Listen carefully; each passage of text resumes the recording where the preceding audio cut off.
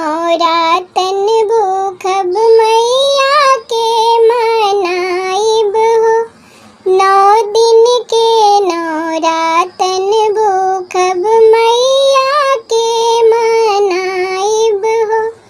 सासु के ले आइब अपनी ससुर के ले आइब हो।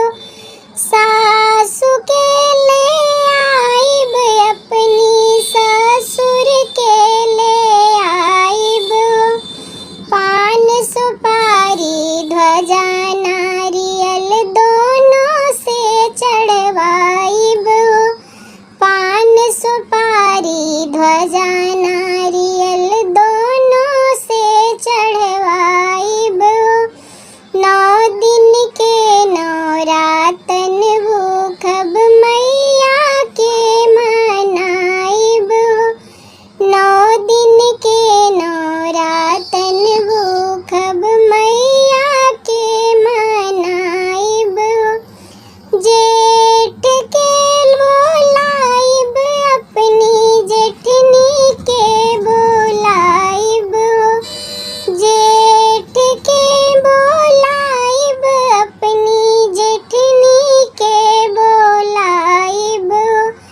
पान सुपारी ध्वजा नारियल दोनों से चढ़वाइब हो।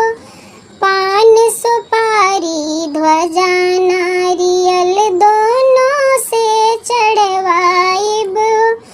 9 दिन के नौरातन भूखब मैया के मनाइब हो।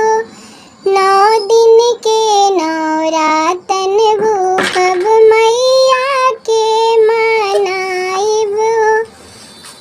देवर के बुलाइब अपनी देवरानी के बुलाइब हो।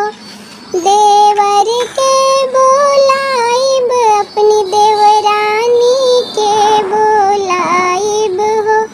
पान सुपारी ध्वजा नारियल दोनों से चढ़वाइब हो। पान सुपारी ध्वजा नारियल दोनों से चढ़वाइब हो। 9 दिन के नौरातन